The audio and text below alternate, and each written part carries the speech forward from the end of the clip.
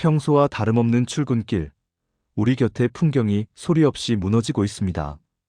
어제까지 불이 켜져 있던 동네 가게들이 하나둘 사라지고 그 자리엔 임대라는 차가운 글자만이 남았습니다. 사람들은 흔히 요즘 경기가 안 좋아서 그렇다고 말합니다. 하지만 이것은 단순한 경기 불황이 아닙니다.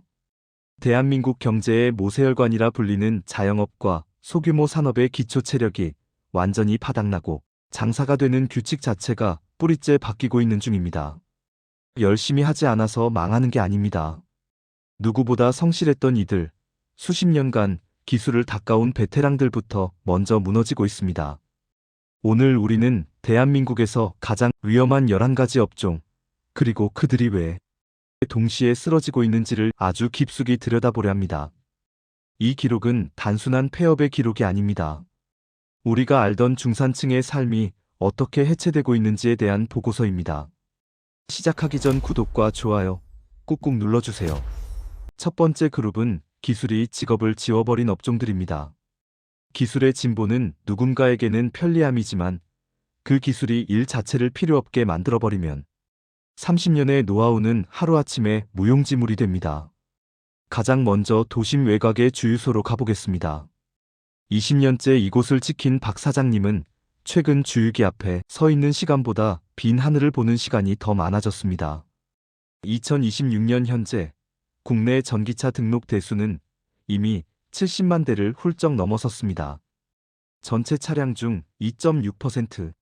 숫자만 보면 작아 보이지만 주유소의 이 숫자는 사형 선고와 같습니다. 주유소는 박리담회의 정점입니다. 하루 200대의 차가 들어와야 겨우 인건비와 임대료를 맞추는 구조에서 전기차로 갈아탄 10명의 손님이 빠져나가는 순간 사장님의 순이익은 0원이 됩니다. 박 사장님은 전기 충전소 전환을 고민하며 구청과 업체를 수없이 찾아다녔습니다. 하지만 돌아온 답은 냉혹했습니다. 급속 충전기 한 대를 설치하는 비용만 1억 원. 5분이면 끝나는 주유와 달리 충전은 최소 30분이 걸립니다. 회전율은 6분의 1로 떨어지고 충전 한 번에 남는 마진은 휘발유의 3분의 1 수준입니다. 투자금을 회수하는 데만 15년이 걸린다는 결과표를 받아든 사장님은 말합니다. 이건 업종 전환이 아니라 빚잔치를 시작하라는 소리라고요. 카센터의 비극은 더 깊습니다. 30년 경력의 정비사 김철수 씨는 손에 밴 기름때가 훈장이라 믿으며 살았습니다. 하지만 엔진이 없는 전기차 시대, 그의 훈장은 거추장스러운 과거가 되었습니다. 전기차는 소모품의 70%가 사라진 차입니다. 엔진 오일도 타이밍 벨트도 복잡한 기어도 없습니다. 브레이크 패드조차 회생 제동 기술 덕분에 교체 주기가 서너 배는 길어졌습니다. 김 씨를 더 절망하게 만드는 것은 기술의 장벽입니다. 이제 자동차는 기계가 아니라 바퀴 달린 컴퓨터입니다. 제조사는 진단 소프트웨어의 접근권을 독점하고 사설 카센터는 본넷을 열어도 에러 코드 하나 읽어낼 수 없습니다. 기술적 봉쇄 앞에 동네 카센터는 정비소가 아니라 세차장으로 밀려나고 있습니다. 기술이 지워버린 공간, PC방의 불빛도 흐려지고 있습니다. 한때 청년들의 해방구였던 이곳은 이제 공간의 가치를 상실했습니다. 가정의 PC 사양은 이미 PC방을 앞질렀고 아이들은 이제 PC방에 모여 떠드는 대신 각자의 방에서 모바일 게임을 즐깁니다. 수천만 원을 들여 그래픽 카드를 교체하는 사양 경쟁은 이제 밑빠진 독에 물 붓기입니다. 집보다 못한 환경, 집보다 비싼 요금, 하드웨어의 상향 평준화라는 기술의 진보가 PC방이라는 비즈니스 모델을 구시대의 유물로 낙인 찍어버렸습니다. 두 번째 그룹은 비용이 장사를 죽이는 업종들입니다. 손님이 끊이지 않아도 매출이 최고치를 찍어도 결말은 폐업인 역설적인 공간들입니다. 서울 관악구의 어느 좁은 김밥집. 새벽 5시에 출근해 밥을 안 치는 사장님의 시계는 14시간 노동을 가리킵니다. 김밥 한 줄에 3,000원. 원재료비 1,200원에 최저임금과 임대료를 더하면 사장님의 몫은 한 줄당 고작 몇백 원입니다. 하지만 여기에 배달 플랫폼 수수료라는 거대 자본의 빨대가 꽂히는 순간 그 몇백 원마저 사라집니다. 배달 주문이 들어올수록 사장님의 노동은 무료 봉사가 되고 플랫폼 지주에게 수수료를 바치기 위해 김밥을 마는 21세기 소장농의 삶이 반복됩니다. 가격을 올리면 되지 않느냐는 물음에 사장님은 말합니다. 500원 올리는 순간 손님의 30%로 줄어드는데 그 무서운 모험을 어떻게 합니까? 목욕탕은 에너지 비용이라는 거대한 파도에 침몰 중입니다. 2024년 이후 폭등한 가스비와 전기료는 목욕탕 운영의 마지노선을 부쉈습니다. 한 달 고정비만 3,600만 원인 대형 목욕탕은 이제 문을 여는 것 자체가 고통입니다. 매달 수백만 원씩 쌓이는 적자에도 폐업을 못하는 이유는 5억 원에 달하는 철거 비용 때문입니다. 특수배관과 보일러 설비를 걷어내는 비용을 감당할 수 없어 억지로 불을 떼며 빚을 늘려가는 이곳은 이제 목욕탕이 아니라 부채의 소각로입니다. 세 번째 그룹은 소비 습관의 변화가 외면한 업종들입니다. 이들은 잘못한 것이 없습니다. 다만 사람들의 마음속 우선순위에서 밀려났을 뿐입니다. 영화관의 화려한 스크린은 OTT라는 거대한 바다에 잠기고 있습니다.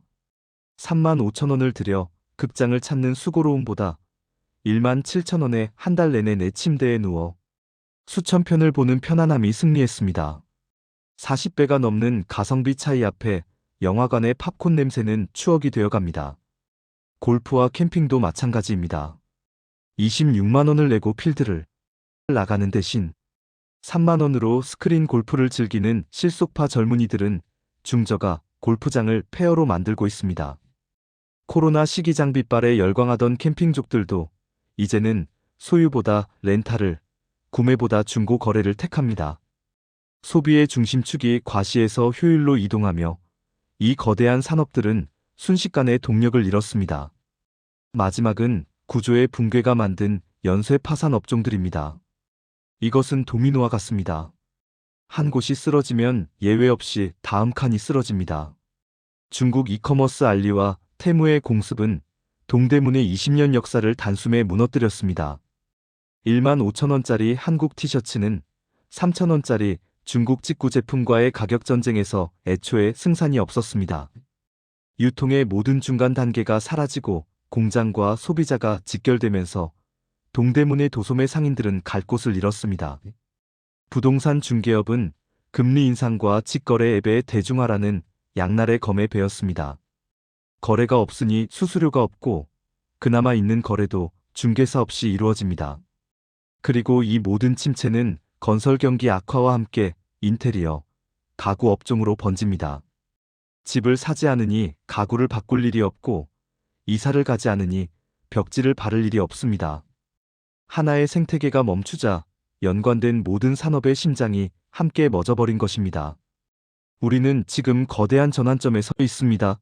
오늘 목격한 11가지 업종의 몰락은 단순한 사고가 아닙니다.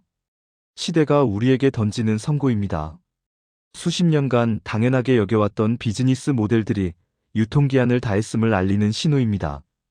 성실함이 무기가 되지 않는 시대, 어제의 정답이 오늘의 오답이 되는 잔인한 시장입니다.